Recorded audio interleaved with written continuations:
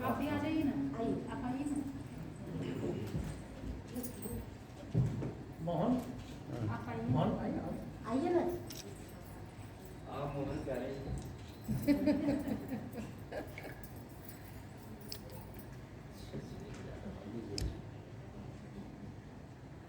यहाँ पे आ गए।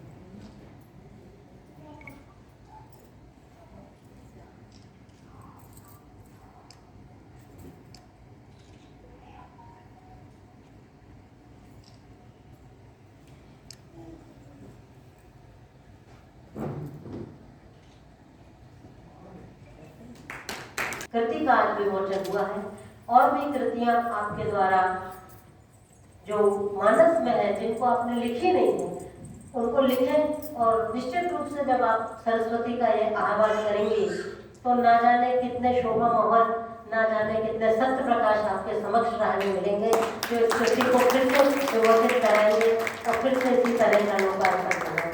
पूरी सभा की ओर से आपको हार्दिक बधाई। हम ये जानते हैं कि जब भी कोई कृति का विमोचन होता है, उस कृति को लिखने वाले लेखक या कवि के मन में सहस्त्रों, ना जाने कितने विकार, विचार, भाव हृदय में आते हैं, मस्तिष्क में आते हैं, और उसे लगता है कि ये कृति जो आज तक दी जा रही है पढ़ने के लिए, इसको मैंने किस तरह से लिखा है। निश्चित रूप से हमारे बीच त्रिवेणी नाथ जी उपस्थित हैं। मैं उनको यहाँ पर आमंत्रित करूँ उसके पहले, क्योंकि इस सभागार में मुझे लगता है कि कुछ लोग तो उनके साथ जो गांव से आए हुए हैं या उनके पूर्व परिचित हैं, वो उनकी बहुत सी बातों को जानते हैं, लेकिन कुछ लोग यहाँ जो बड़े साहित्य कार्यक्रम में उपस्थित हैं, वो शायद ये नहीं जानते होंगे कि त्रिवेणी नाथ जी की पृष्ठभूमि क्या है। अभी तक हम सिर्फ ये कह रहे थे कि उन्होंने स्कूल में जाकर पढ़ाई की, और इस पढ़ाई को अगर हम छोड़ दें तो उन्होंने वो पढ़ाई की है। केवल पुस्तक पढ़ना नहीं होता, लोगों को पढ़ते हैं, साहित्यकारों को पढ़ते हैं, विचारों को पढ़ते हैं, उनके मानस को पढ़ते हैं।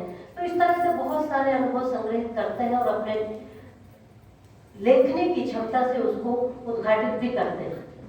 पर त्रिवेणी नाथ जी के विषय में हम यदि कुछ उनके परिवेश के बारे में बताना चाहें तो मुझे ये बताते हुए हर्ष हो रहा है कि एक ऐसी पृष्ठभूमि से, जिस पृष्ठभूमि में हम ये कह सकते हैं कि तरह तरह के संघर्ष थे, तरह तरह की विषमताएं थी, ऐसी सुखद परिस्थितियां नहीं थी कि आप पवन कांत पदावली की रचना बहुत ही ऐसे वातावरण में कर सके जहां पर आपको सुख ही सुख है।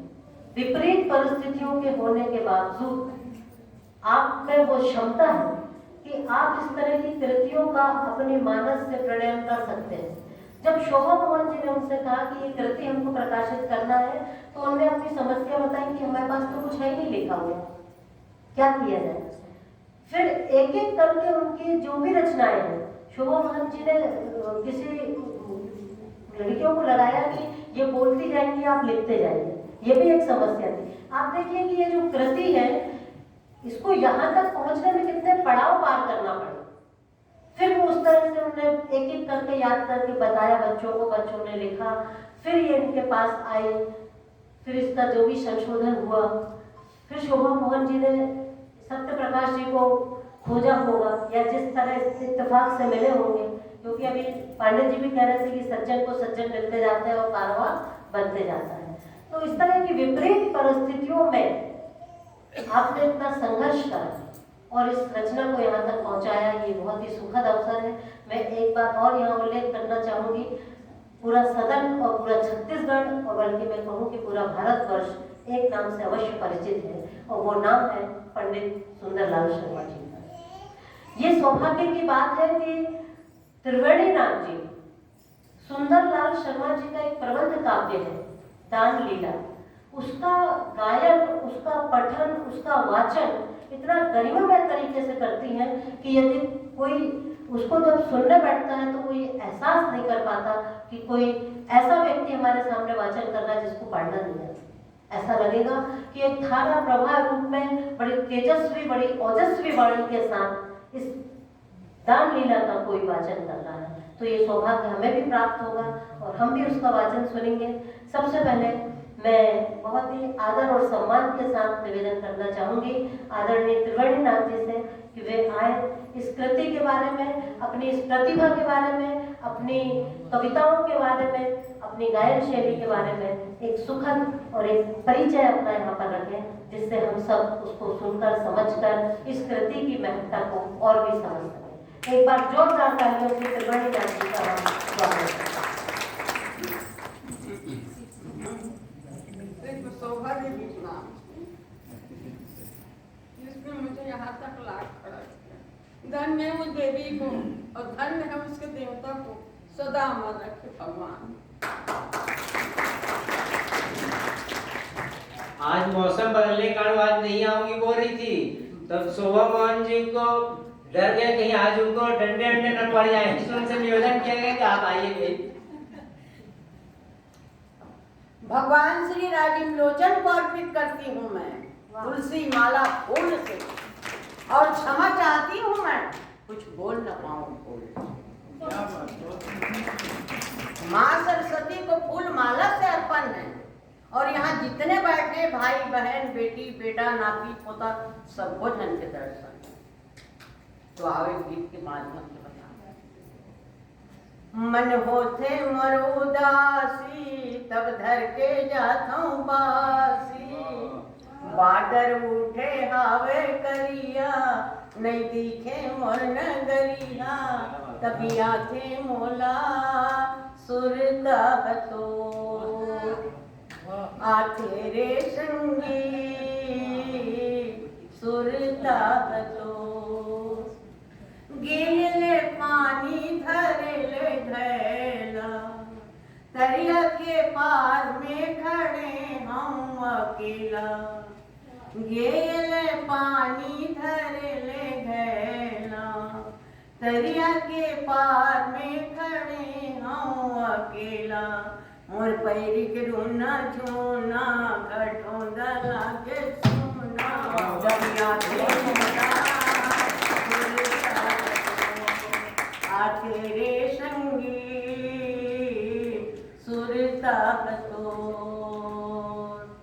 सुरता में तोर में हाँ खोए रही था, आँखी में आंसू में रोए रही था, सुरता में तोर में हाँ खोए रही था, आँखी में आंसू में रोए रही था, मोर मन के ये शोर में नहीं दिखत गली और में तबियाते मोला सुरता तो, आते रे संगी सुरता तो, मन होते मोर उदासी तब धर के जाता बासी, बादर उठे हावे करिया नहीं दिखे मोर नगरिया, तभी आते मोला सुरता तो, आते रे संगी सुरता तो, दिन कट जाते रे कटे नहीं रात, कोनो नहीं रहेगा मोर संग साथ, दिन कट जाते रे कटे नहीं रात, कोनो नहीं रहेगा मोर संग साथ, छटके रहते रे चंदैनी निंदिया वह नहीं पैरी, तभी आते मोला सुरता तो, आते रे सुरता तो, मन होते मोर उदासी तब धर के जाता बासी, बादर उठे आवे करिया नहीं दिखे मोर नगरिया, तभी आते मोला सुरता तोर, आते रे संगी सुरता तोर।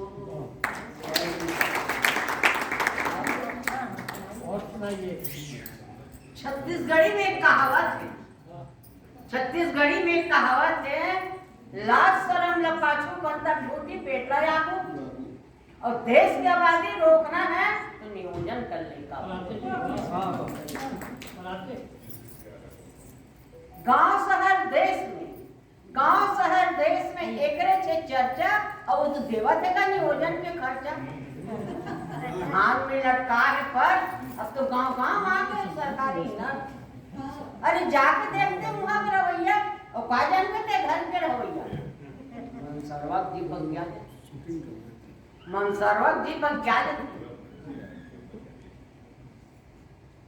मुला का सब से नहीं जास, और काम को तबर करते हमार साथ आई मोला का सब से नहीं जास।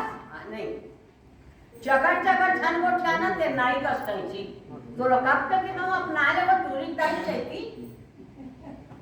चकर चकर झन को ठाते हां नाई का सही तो लकप के हम अपना ले वो दूरी दाई चाहिए।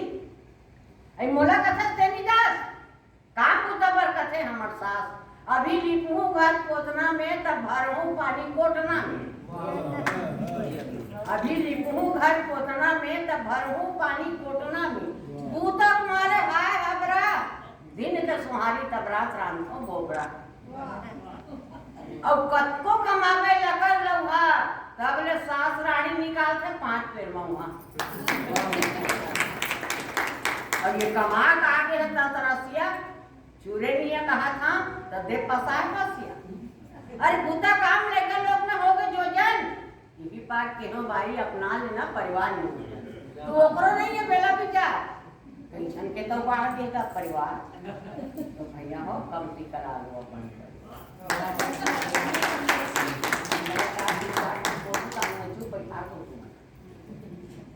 पहुंचे हम सब्जी के बाजार में, पहुंचे हम सब्जी के बाजार में, और रमकेलिया लपटा है संगी बरपट्टी के नाक में।